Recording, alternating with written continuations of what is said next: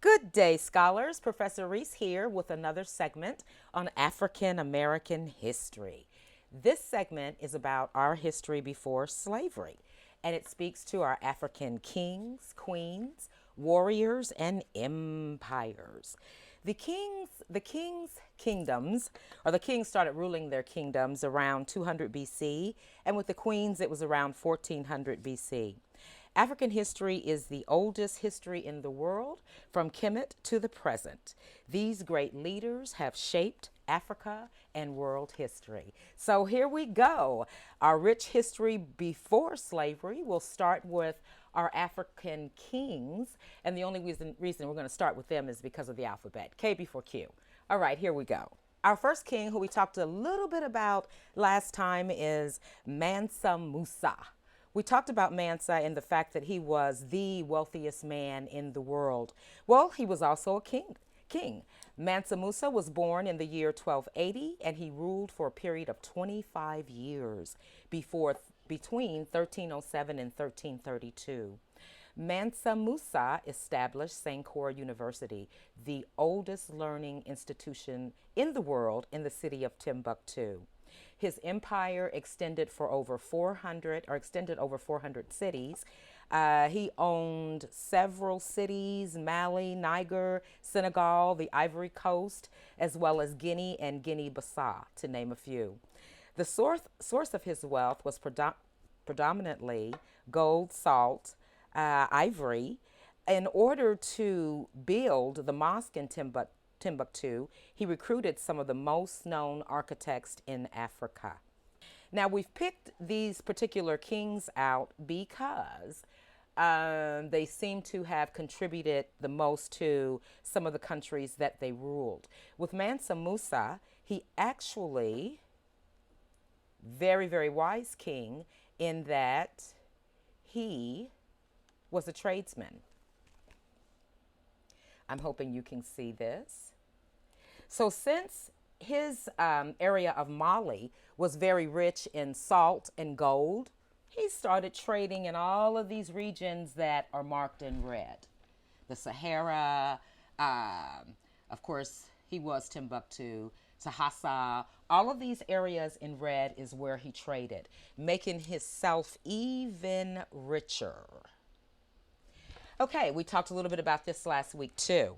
We said that Africa is full of resources. Here's the continent of Africa, and as you can see, all of the resources have been listed in the different regions of the continent. King number 2, Haile Selassie. He was born June 23rd, 1892, in Ethiopia. He ruled between 1930 and 1974. So he's a king that was more recent than Mansa Musa. During that time, he created an organization called African Unity, which today is called the African Union. Italians attempted to colonize Ethiopia several times and unleashed chemical warfare on airplanes and killed hundreds of thousands of Ethiopians.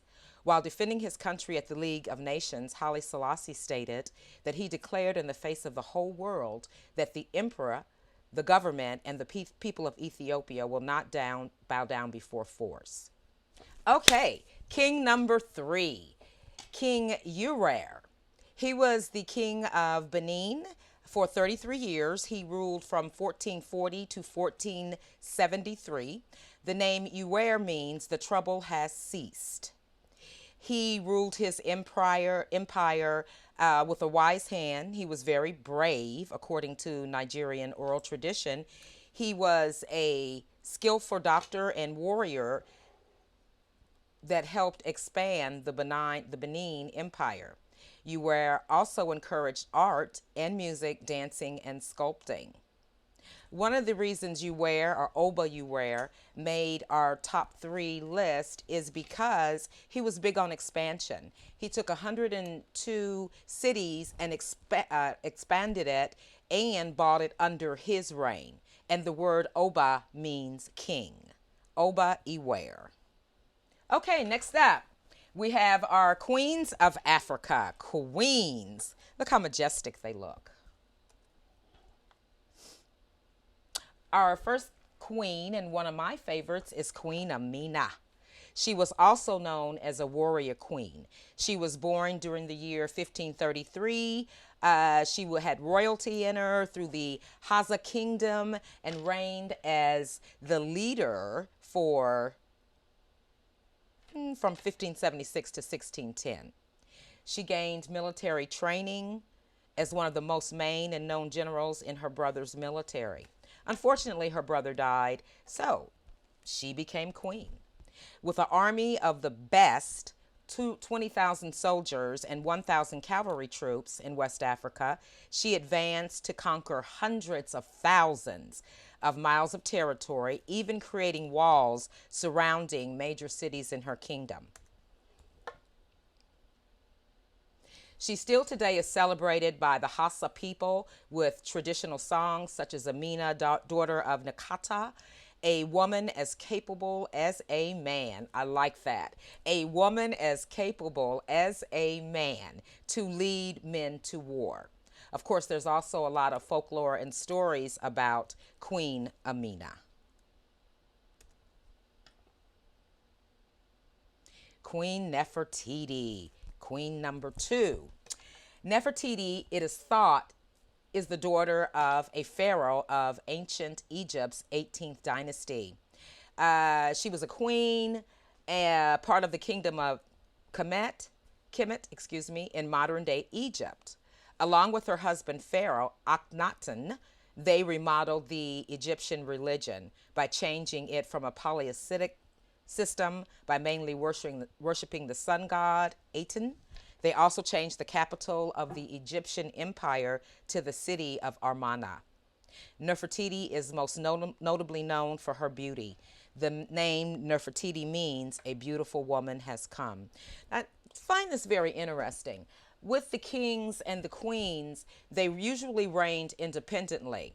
Now, she was married, as many of them were, but they reigned separately. The king had his kingdom, and if he was married, she wasn't considered a queen of a kingdom. He was.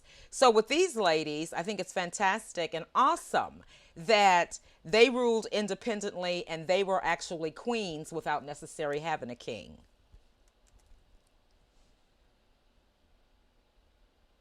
There's a temple in Egypt specifically created for Nefertiti as a gift from her husband, Akhenaten. HWT Binbun has an entrance from the west that expands into a main hallway with statues of Nefertiti. It also contains a sphinx about the size of 130 meters by 216 meters. What a way to honor her. Okay, now we've got our third queen. This is Tetu Bitol. She was born in the Simeon province of Ethiopia in 1851. She was born from the Salamic dynasty, the emperor house of Ethiopia, and was very, very proud of her lineage. During the Battle of Adwa, also known as a African victory against colonialism, Tetu Bitol not only fought in the front lines of the war, but also assembled women as fighters and nurses for wounded Ethiopian patriots. This historic event was the first crushing defeat of a European power by African forces during the colonial era. How rich is that? Here's a quote. I am a woman. I do not like war. However, I would rather die than accepting your deal. Don't ever think that we are not willing to sacrifice our comfort and die for our country. Giving one's life for the country is an honorable death. And that is from Tetu Batul, the Empress, Queen of Ethiopia. Next up, we have one of my favorite areas, the warriors of Africa. First warrior, Ya Asantewaa of the Ashanti Empire. She was born on October 17th, 1840. Ya, that's what we'll call her, was an intellectual politician who was the lead role in the Ashanti Empire War against British colonization. As a child, Ya was known to be very calm, generous, and modest. As a farmer, both her parents and her would normally cultivate food for a living around Banankra in a modern-day Ghana. But as the British came to colonize the Ashanti Empire, another side that no one knew she had came out. And there's a lot of us that have that. We're quiet, we're unassuming, but we do have another side. Yah created her own army and fought the British, eventually becoming the first ever woman to be a war leader of the Ashanti. Just in one war alone, the War of the Golden Stool, Yah led an army of 5,000 fending against thousands of British soldiers. I think that's pretty awesome. Next warrior. Menelik II. I love a man who's not afraid to wear pink. Menelik, also known as Saul Miriam, was a warrior king born on August 17, 1844, in the Simeon Shawa zone of Ethiopia. He is most notably known for defeating the Italians and forcing them to sign a treaty claiming Ethiopia's independence. Menelik achieved this success, defeating the Italians by assembling a massive army of 200,000 soldiers. Most of his army were armed with spears. Even as the Italians launched a biological attack against Ethiopian cattle, which led to the death of around 33% of the population, Menelik did not surrender. He forced the Italians to flee out of his kingdom, eventually winning the war at the Battle of Adwa.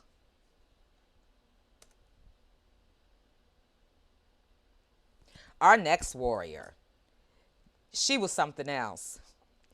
Nzinga, from the empire of Ngongo and Mataba, kingdom in modern-day Angola. She was born in 1583, and after her brother's death, her nephew was to be in charge. But once he died, she took control of Ngongo, which is now Angola. Now remember, Nzinga was also, after the brother passed, a queen, but she was also a very famous warrior. She was trained on the battlefield as a teenager, and learning how her father governed, she was more than ready to fight an ongoing war between the Mabundu and Portuguese people. Nzinga initiated a 30-year war, defeating the Portuguese multiple times, most notably in 1646 during the Battle of Combi, winning with an army of 8,000 people against an army of 30,000 Portuguese soldiers. Now, remember last time we talked about how the Portuguese were one of the first to actually come over to Africa on the western coast of Sierra Leone. That was the departure point for the transatlantic slave trade. So she fought back these Portuguese. Quite a queen, Queen Nzinga. Now let's talk about these wonderful empires that were built in Africa. First, we have the Egyptian Empire. The Egyptian Empire is known to be one of the first civilizations to ever exist on Earth. After the unification of northern and southern Egypt in 3100 BC, it would go on to thrive for about 30 centuries. The ancient Egyptians most notably discovered mathematical and astronomical abilities. This includes the discovery of variable stars, which started when an Egyptian astronomer discovered the star, Algol, changing brightness. Also, with their mathematical aptitude, they were able to perfectly align the pyramids to the cardinal directions to the extent of accuracy at 1/15 of 1 degree. Now, that's pretty accurate. Ramses II. He built a temple called Abu Simbel. He built it in a way in which sunlight entered the inner sanctum. Only on October 20th and February 20th, it is believed that Ramses was crowned as pharaoh.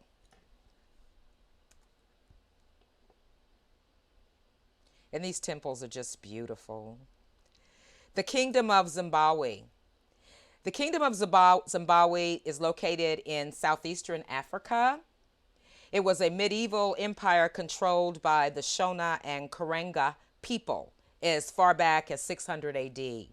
This kingdom was built with detailed stone structures. I hope you can see those close enough, using techniques adopted from the previous kingdom. They thrived mainly off of trading other goods for gold, creating a successful export economy. At the capital of the Zimbabwe Empire, there was an estimated population of 18,000 people alone. The center of this kingdom, also the capital, was located in northern Zimbabwe. One of my favorites, the Axam Empire. I just marvel at the technology or the architecture back in this era. In modern-day Ethiopia and Eritrea, during 80 BCE, the Axamite Empire was created. It was a popular trading hub between the Roman and Indian empires. They further dominated the world economy by creating their own currency and trading agricultural products with other items all around the world. I like that. They created their own money.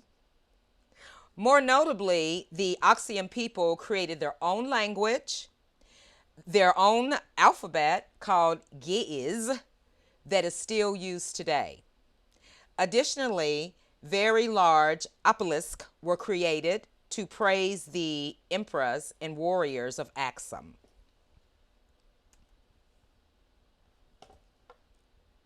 The kingdom of Axam flourished and reached its peak under the leadership of King Azana. Under him, the empire expanded rapidly, especially with the conquering of the Kush kingdom. He also ordered the building of many ancient churches all across Axam, especially in the northern Tigray Mountains. The kingdom of Kush was outstanding as well, folks. Okay, and there you have it for today. That's a little bit about our African kings, queens, warriors, and kingdoms. Next time, we're going to go further down that timeline and begin to look at the transatlantic slave trade. As always, in parting, I like to leave you with an African proverb.